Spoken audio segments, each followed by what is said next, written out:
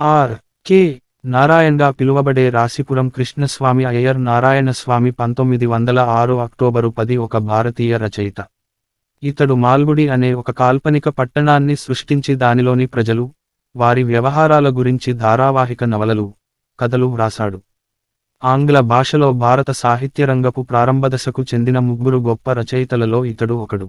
ముల్క్రాజ్ ఆనంద్, రాజారావులు మిగిలిన ఇద్దరు.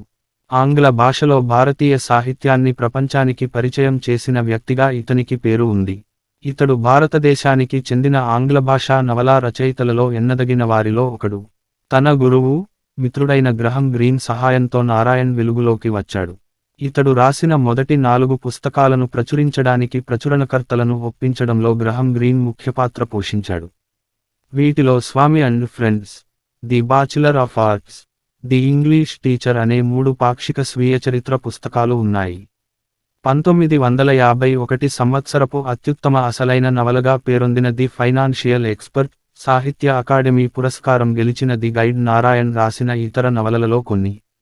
The guide నవల హిందీ, ఇంగ్లీషులలో సినిమాగా తీయబడింది.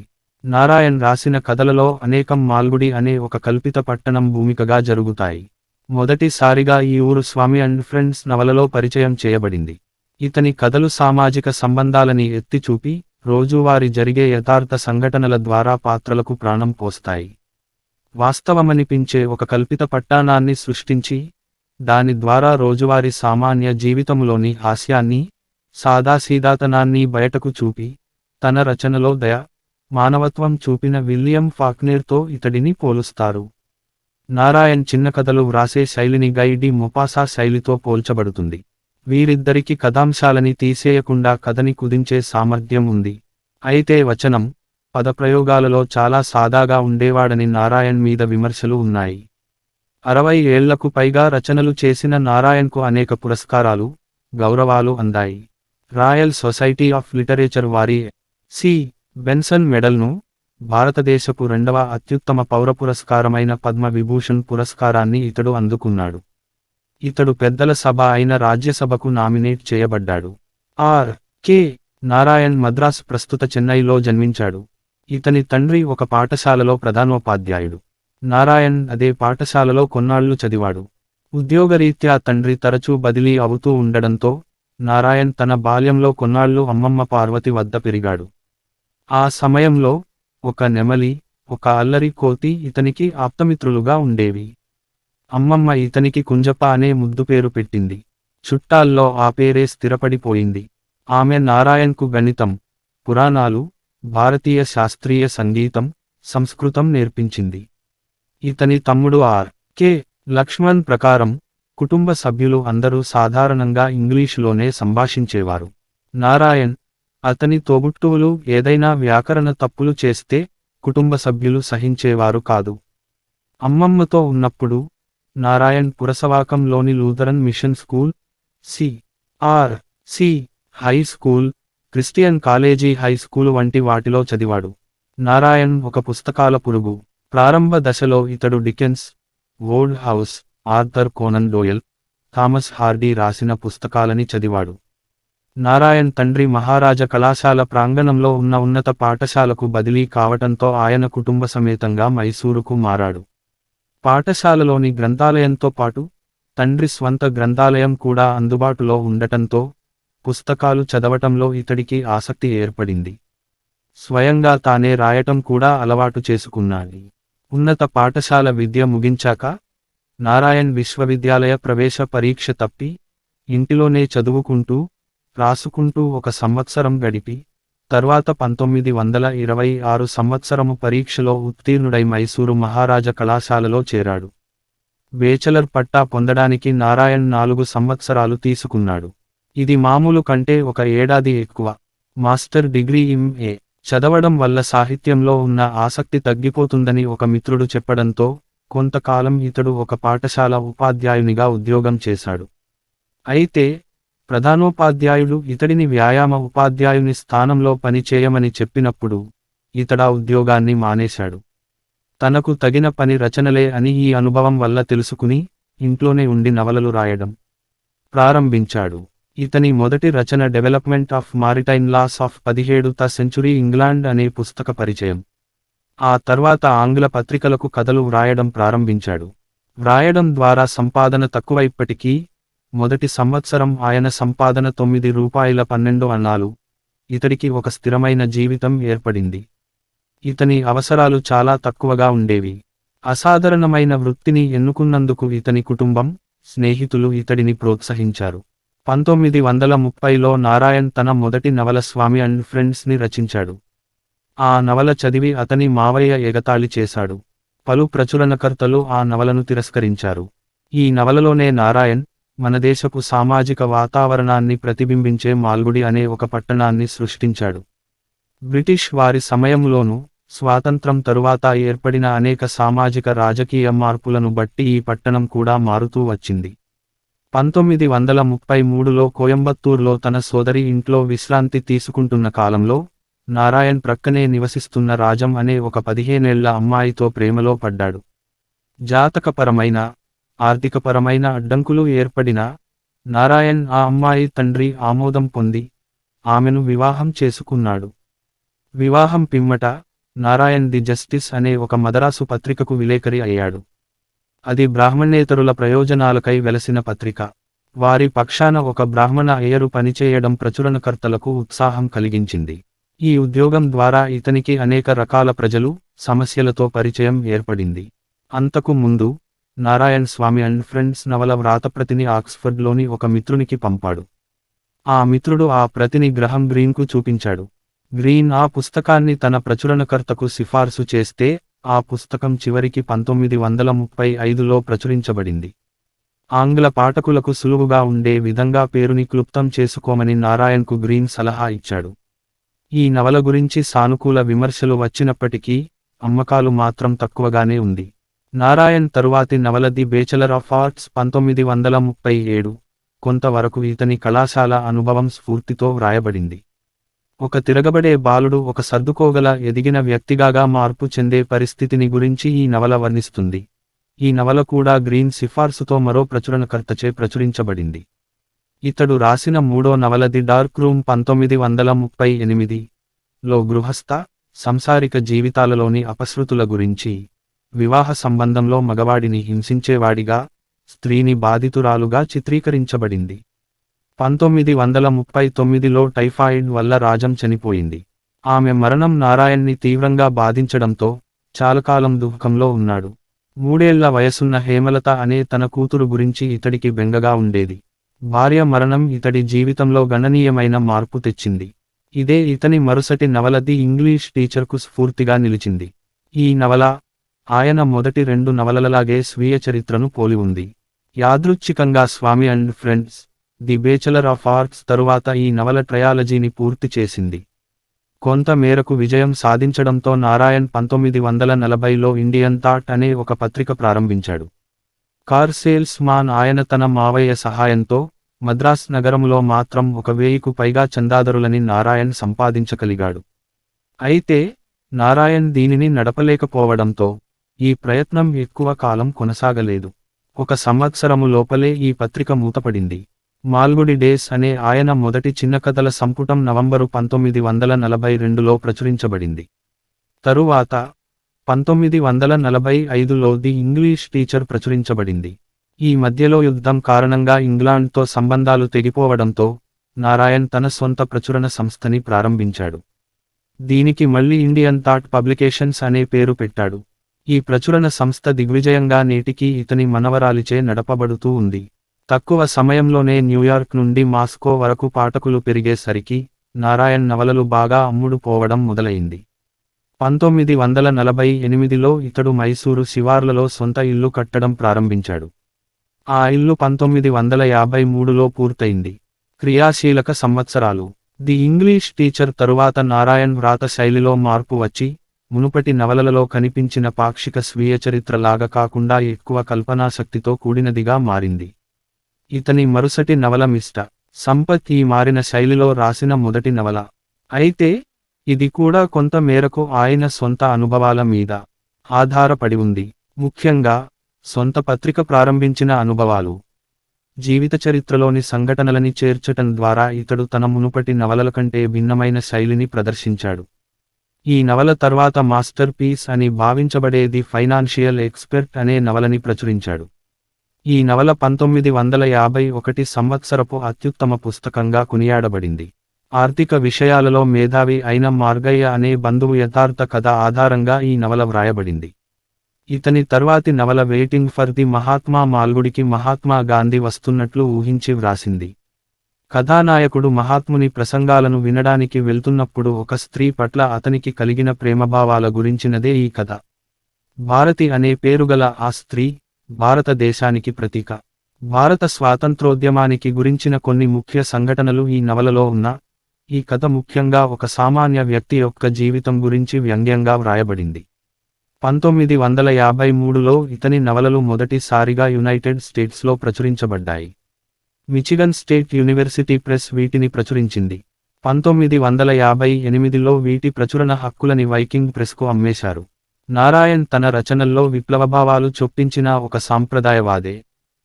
ఫిబ్రవరి 1956లో నారాయణ్ తన కుమార్తె వివాహాన్ని పూర్తి సాంప్రదాయబద్ధంగా అన్ని హైందవ ఆచారాలను పాటించి జరిపాడు. కూతురు పెళ్లి తరువాత నారాయణ్ అప్పుడప్పుడు ప్రయాణం చేయడం మొదలుపెట్టాడు. ప్రయాణం చేస్తూ ఉన్నప్పుడు కూడా రోజుకు కనీసం 1500 పదాలైన రాయడం కొనసాగించాడు. ది గైడ్ అనే నవల ఇతడు 1956లో రాక్ఫెల్లర్ ఫెలోషిప్ మీద యునైటెడ్ స్టేట్స్ను సందర్శించినప్పుడు వ్రాసాడు. యుఎస్లో ఉన్నప్పుడు నారాయణ్ తన దినచర్యని ఒక డైరీలో రాసేవాడి. అదే ఇతడు రాసిన మై డేట్లెస్ డైరీ అనే పుస్తకానికి ఆధారమైంది. దాదాపు ఇదే సమయంలో ఇంగ్లాండ్ సందర్శించిన నారాయణ్ మొదటిసారిగా తను మిత్రుడు గురువైన గ్రాహం గ్రీన్ని కలిశాడు. భారతదేశానికి తిరిగి వచ్చిన తరువాత ది గైడ్ ప్రచురించబడింది. ఈ పుస్తకం ఇతనికి 1958లో కేంద్ర సాహిత్య అకాడమీ పురస్కారం తెచ్చిపెట్టింది. అప్పుడప్పుడు నారాయణ్ తన ఆలోచనలను వ్యాసాల రూపంలో వెలువరించేవాడు. వీటిలో కొన్ని పత్రికలలో ప్రచురితమయ్యాయి. ఇటువంటి వ్యాసాల సంకలనమే నెక్స్ట్ సండే 1960. దీని తర్వాత 1956 యునైటెడ్ స్టేట్స్ సందర్శన అనుభవాలను వివరించే మై డేట్లెస్ డైరీ ప్రకటించబడింది. ది గైడ్ రాసిన అనుభవం గురించిన ఒక వ్యాసం కూడా ఈ పుస్తకంలో ఉంది. నారాయణ్ యొక్క తదుపరి నవల the man eater of Malgudi 1961 సంవత్సరములో ప్రచురించబడింది. ఈ పుస్తకం విడుదలయ్యాక నారాయణ్ మళ్లీ ప్రయాణాలు ప్రారంభించి యుఎస్, ఆస్ట్రేలియాను సందర్శించాడు. ఇతడు అడిలైడ్, సిడ్నీ, మెల్బోర్న్లలో భారతీయ సాహిత్యం గురించి ఉపన్యాసాలు ఇస్తూ 3 వారాలు గడిపాడు. ఈ పర్యటనకు ఆస్ట్రేలియన్ రైటర్స్ గ్రూప్ నిధులు సమకూర్చింది. ఈ సమయానికల్లా నారాయణ్ సాహిత్య పరంగానూ ఆర్థిక పరంగానూ గణనీయమైన విజయం సాధించాడు. మైసూరులో ఒక పెద్ద ఇల్లు కట్టుకున్నాడు. వివాహం తరువాత కోయంబత్తూరులో స్థిరపడ్డ తన కూతురుని కలవడానికి అప్పట్లో భారతదేశంలో విలాస వస్తువైన కొత్త మెర్సిడెస్ బెంజ్ కారులో వెళ్లేవారు. భారతదేశంలోనూ విదేశాలలోనూ విజయం సాధించిన తరువాత Narayan the Hindu, the Atlantic వంటి పత్రికలకు, వార్తాపత్రికలకు వ్రాయడం మొదలుపెట్టాడు. 1964లో నారాయణ్ తన మొదటి పౌరాణిక పుస్తకమైన గాడ్స్, డెమన్స్ అండ్ అదర్స్ని ప్రచురించాడు. ఇది హిందూ పురాణాల నుండి అనువదించబడిన చిన్న కథల సమాహారం. ఇతని ఇతర పుస్తకాలలాగే ఈ పుస్తకానికి కూడా ఇతని తమ్ముడైన ఆర్.కె. లక్ష్మణ్ బొమ్మలు గీచాడు. నారాయణ్ తరువాతి నవల 1967లో ప్రచురించబడిన ది వెండర్ ఆఫ్ స్వీట్స్. ఈ నవలలో కొంత మేరకు ఇతని అమెరికా పర్యటనలు వివరించబడ్డాయి. ఆ సంవత్సరం నారాయణ్ ఇంగ్లాండుకు వెళ్ళాడు. అక్కడ మొదటిసారిగా యూనివర్సిటీ ఆఫ్ లీడ్స్ నుండి గౌరవ డాక్టరేట్ స్వీకరించాడు. 1970లో ఆయన కథానికా సంపుటి ఎ హార్స్ అండ్ టూ గోట్స్ను ప్రకటించాడు. నారాయణ్ తన మామయ్యకు ఇచ్చిన వాగ్దానం ప్రకారం కంబ రామాయణాన్ని ఆంగ్లంలో అనువాదం చేయడం మొదలుపెట్టి 5 సంవత్సరాల తర్వాత 1973లో ది రామాయణను ప్రచురించాడు. ది రామాయణ ప్రచురించిన వెనువెంటనే నారాయణ్ మహాభారతాన్ని సంస్కృతం నుండి ఆంగ్లంలోనికి అనువాదం చేశాడు. ఈ కావ్యాన్ని రాస్తూ ఉండగానే ఆయన ది పెయింటర్ ఆఫ్ సైన్స్ 1977 అనే మరో పుస్తకాన్ని ప్రచురించాడు. ది పెయింటర్ ఆఫ్ సైన్స్ ఇతర నవలల కంటే విభిన్నంగా ఉండి కొంత శృంగారాన్ని చొప్పించాడు. ది మహాభారత 1978లో ప్రచురించబడింది. చివరి సంవత్సరాలు కర్ణాటక ప్రభుత్వం రాష్ట్ర పర్యాటకరంగ ప్రచారము కొరకు ఒక పుస్తకము రాసే పనిని నారాయణ్కు అప్పగించింది. నారాయణ్ రాసిన వాటిని ప్రభుత్వం 1970ల చివర్లో ప్రచురించింది. అయితే నారాయణ్ దానితో తృప్తి చెందక the emerald route Indian thought publications 1980 పేరుతో దానిని పునఃప్రచురణ చేశాడు. అదే సంవత్సరం ఇతడు American academy of arts and letters గౌరవ సభ్యుడుగా ఎంపికయ్యాడు. రాయల్ సొసైటీ ఆఫ్ లిటరేచర్ వారి సి. బెన్సన్ మెడల్ని గెలుచుకున్నాడు. ఇంచుమించు ఇదే సమయంలో నారాయణ్ నవలలు మొదటిసారిగా చైనీస్ భాషలో అనువాదించబడ్డాయి. 1983లో నారాయణ్ ఎ టైగర్ ఫర్ మాల్గుడిని ప్రచురించాడు. ఇది ఒక పులి, మనుషులతో దానికి ఉన్న సంబంధాల గురించిన కథ. 1986లో ప్రచురించబడిన నవల టాకటివ్ మాన్, మాల్గుడికి చెందిన పాత్రికేయుడు కావాలని ఆకాంక్షిస్తున్న ఒక వ్యక్తి గురించిన కథ. దాదాపు ఇదే సమయంలో మాల్గుడి డేస్ మరి కొన్ని కొత్త కథలను చేర్చిన revised edition, the banyan tree and other stories అనే 2 కథా సంపుటాలను ప్రచురించాడు. 1987లో ఇతడు ఎ రైటర్స్ నైట్మేర్ అనే వ్యాస సంపుటాన్ని ప్రకటించాడు. దీంట్లో కుల వ్యవస్థ, నోబెల్ బహుమతి గ్రహీతలు, ప్రేమ, కోతులు గురించిన వివిధ అంశాల మీద వ్యాసాల ఉన్నాయి. 1958 నుండి వివిధ పత్రికలలో రాసిన వ్యాసాలు ఈ సేకరణలో ఉన్నాయి. మైసూర్లో ఒంటరిగా ఉన్నప్పుడు ఇతనికి వ్యవసాయంపై ఆసక్తి కలిగింది. 1 ఎకరా పంటపొలం కొని వ్యవసాయం చేశాడు. ప్రతిరోజు మధ్యాహ్నం ఆయన మార్కెట్కు నడచి వెళ్ళేవాడు. ఏదైనా కొనటానికి కాకుండా అక్కడి జనాలతో కలిసి ఉండటానికోసమే ఆయన అలా వెళ్ళేవాడు. అలాంటి సమయాల్లో అడుగడుకుకి ఆగి కొట్ల యజమానులతో, వినియోగదారులతో మాట్లాడేవాడు. బహుశా ఇలా వారి నుండి సేకరించిన విషయాలను తన తర్వాతి పుస్తకాలలో ఉపయోగించుకునేవాడు. 1980లో నారాయణ్ రాజ్యసభకు నామినేట్ చేయబడ్డాడు. రాజ్యసభ సభ్యుడిగా తన పదవీ కాలంలో ఇతడు పాఠశాల పిల్లల దురవస్థలు, ముఖ్యంగా పుస్తకాల బరువు తగ్గించడం, పిల్లల సృజనాత్మకతపై విద్యావ్యవస్థ ప్రభావం మొదలైన అంశాలపై పూర్తి శ్రద్ధ కనబరచాడు. ఈ సమస్యనే ఇతడు తన మొదటి నవల స్వామి అండ్ ఫ్రెండ్స్లో ప్రముఖంగా ప్రస్తావించాడు. ఇతడు చేసిన తొలి ప్రసంగంలో ఈ ప్రత్యేక సమస్య గురించి మాట్లాడాడు. ఇతని కృషి ఫలితంగా పాఠశాల విద్యావ్యవస్థలో మార్పులు చేయడానికి ప్రొఫెసర్ యశ్పాల్ నేతృత్వంలో ఒక కమిటీ ఏర్పాటు చేయబడింది. 1990లో ఇతని నవల ది వరల్డ్ ఆఫ్ నాగరాజ్ విడుదలయ్యింది. ఇది కూడా మాల్గుడిలో జరిగే కథ. ఈ నవలలో నారాయణ్ వృద్ధాప్య ఛాయలు కనిపిస్తాయి. ఈ నవల వ్రాయడం పూర్తయిన తర్వాత నారాయణ్ ఆరోగ్యం క్షీణించసాగింది. కూతురు కుటుంబానికి దగ్గరగా ఉండాలనే ఉద్దేశంతో ఇతడు మద్రాసుకు మకాం మార్చాడు. మద్రాసుకు మారిన కొన్ని సంవత్సరాల తరువాత 1994లో ఇతని కూతురు కాన్సర్ వ్యాధి సోకి మరణించగా, ఇతని మనవరాలు భువనేశ్వరి మిన్ని ఇతని ఆలనాపాలనా చూసుకోవడం ప్రారంభించింది. అలాగే ఇండియన్ థాట్ పబ్లికేషన్స్ని కూడా తనే నిర్వహించింది. తరువాత నారాయణ్ తన ఆఖరి పుస్తకమైన గ్రాండ్ మదర్స్ టేల్ని ప్రచురించాడు. ఇది ఆయన ముత్తవ్వ గురించిన కథ. తన భర్త వివాహమైన వెంటనే పారిపోవడంతో ఆమె అతడిని వెతకటానికి సుదూర ప్రాంతాలకు పయనం చేసింది. నారాయణ్ బాలుడుగా ఉన్నప్పుడు అమ్మమ్మ ఇతనికి ఈ కథని వివరించింది. తన ఆఖరి సంవత్సరాలలో నారాయణ్ దాదాపు ప్రతిరోజూ సాయంత్రం ది హిందూ సంపాదకుడైన ఎన్. రామ్తో గడిపేవాడు. ఇద్దరూ కాఫీ త్రాగుతూ, రకరకాల విషయాల గురించి మాట్లాడుకుంటూ అర్ధరాత్రి దాటే వరకు గడిపేవారు. 2001 మే నెలలో నారాయణ్ ఆసుపత్రిలో చేరాడు. ఇతడిని వెంటిలేటర్లో పెట్టడానికి కొన్ని గంటలు ముందు తన తాత గురించిన కొత్త కథ, తన మరుసటి నవల రాయడం గురించి ఆలోచిస్తూ ఉన్నాడు. ఇతడు చెన్నైలో తన 94వ వయస్సులో 2001 మే 13వ తేదీన మరణించాడు. సాహిత్య సమీక్ష. రచనా శైలి. నారాయణ్ రచనా శైలి సరళంగా, కపటం లేకుండా, సహజంగా హాస్యస్ఫోరకంగా ఉండేది. ఇతని రచనల్లో సామాన్య ప్రజలు కేంద్రబిందువుగా ఉండటం వల్ల పాఠకులు ఇతని పాత్రలను తమ బంధువులుగా, ఇరుగు పొరుగు వారిగా భావించేవారు. దీనివల్ల పుస్తకంలోని విషయాలతో పాఠకులు దాదాపుగా ఏకీభవించేవారు. తన సమకాలీన రచయితల వలె నవలా రచనలో అప్పుడున్న బాణికి అనుకూలంగా తన శైలిని మార్చుకోకుండా సమాజంలోని సమస్యలను తనదైన సరళమైన శైలిలో వ్రాయగలిగాడు. విమర్శకులు నారాయణ్ని భారత చెకోవ్ అని పరిగణించారు. ఇద్దరి రచనలోని సరళత్వం, సున్నిత హాస్యం వంటి అంశాల వల్ల ఇద్దరిని పోల్చేవారు.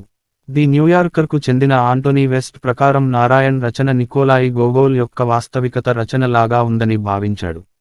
నారాయణ్ రాసిన కథానికలు ఇతడు రాసిన నవలల వలెలాగే మనోహరంగా ఉన్నాయని, చాలా కథానికలు 10 పేజీల కంటే తక్కువే ఉన్నాయని, చదవటానికి కూడా అంతే సమయం తీసుకుంటుందని పులిట్జర్ ప్రైజ్ గ్రహీత జుంపా లహరి భావించింది. నారాయణ్ రచనల గుణగణాలు, సామర్థ్యాల వల్ల లహరి ఇతడిని ఓ. హెన్రీ, ఫ్రాంక్ కానర్, విలియం ఫాక్నర్ వంటి కథారచయితలతో జతకట్టింది. ఇంకా ఈమె నారాయణ్ను గై డి మొపాసాతో కూడా పోల్చింది. కథని చెడగొట్టకుండా ఉపాఖ్యానాన్ని తగ్గించే సామర్థ్యం ఇద్దరికీ ఉంది. ఇద్దరూ ఒక రకమైన మధ్య తరగతి జీవితం గురించి, ఎక్కడ వదలకుండా, జాలి చూపకుండా రాశారు.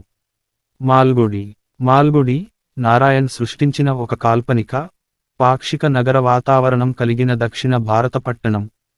ఆయన ఈ పట్టణాన్ని సెప్టెంబరు 1930న విజయదశమి నాడు సృష్టించాడు.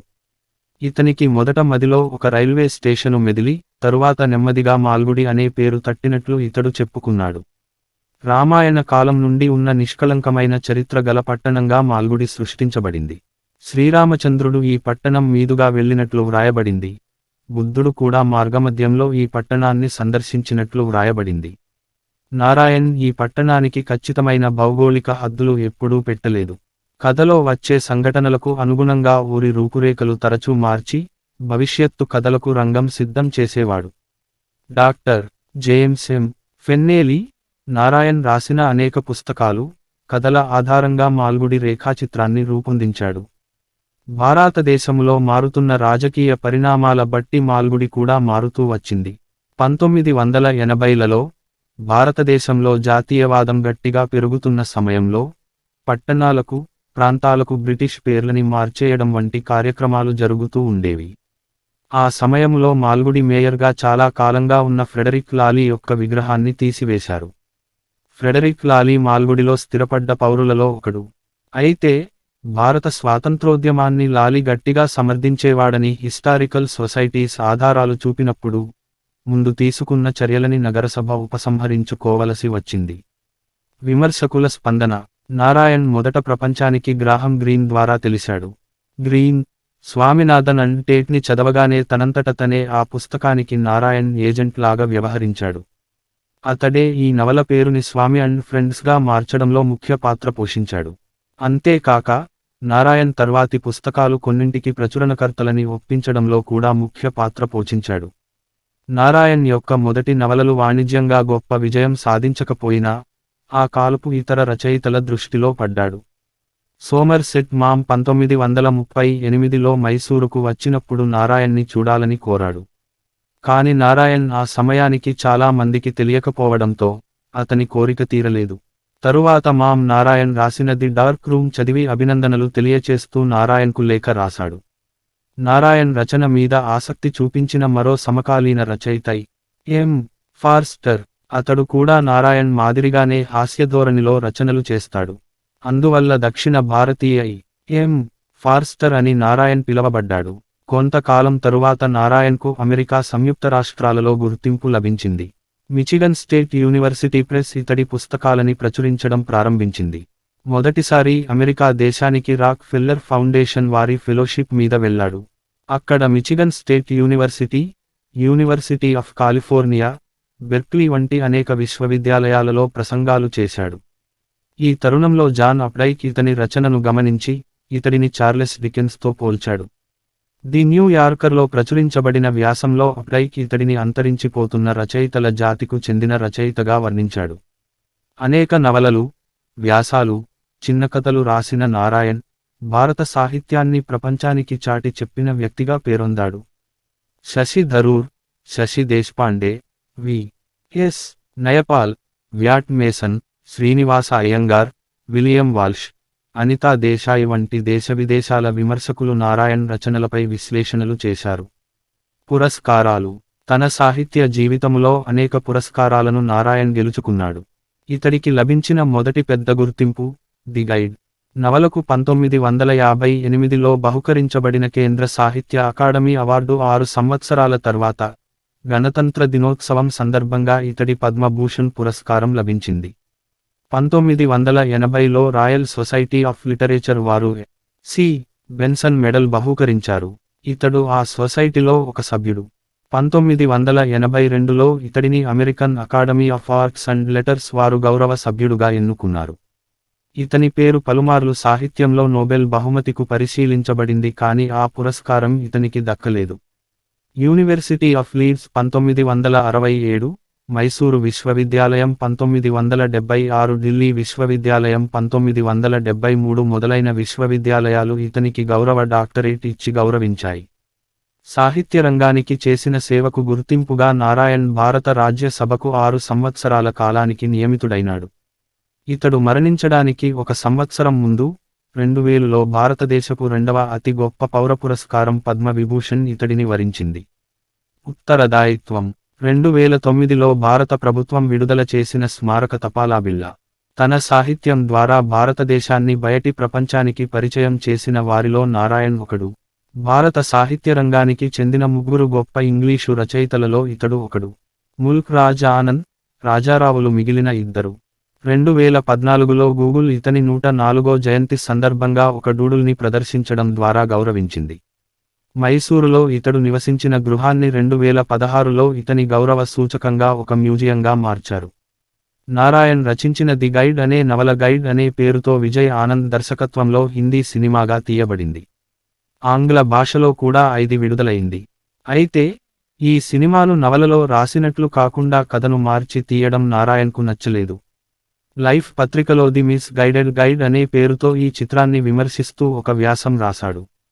మిస్టర్ సంపత్ అనే ఇతని నవల మిస్ మాలిని అనే పేరుతో పుష్పవల్లి, కొత్తమంగళం సుబ్బు నటులుగా తమిళ భాషలో సినిమాగా తీయబడింది. పద్మిని, మోతిలాల్ నటులుగా జెమినీ స్టూడియోస్ ఈ సినిమాను హిందీలో కూడా నిర్మించారు. మరో నవల the financial expert banker Margayya అనే పేరుతో కన్నడ భాషలో సినిమాగా తీయబడింది. Swami and friends, the vendor of స్వీట్స్తో పాటు నారాయణ్ రచించిన మరికొన్ని చిన్న కథలని నటుడు దర్శకుడైన శంకర్ నాగ్, మాల్గుడి డేస్ అనే పేరుతో టెలివిజన్ సీరియల్గా తీశాడు. దీనితో నారాయణ్ సంతృప్తి చెంది, పుస్తకాలలో రాసినట్లే కథలని ఉంచడం గురించి నిర్మాతలని నారాయణ్ మెచ్చుకున్నాడు.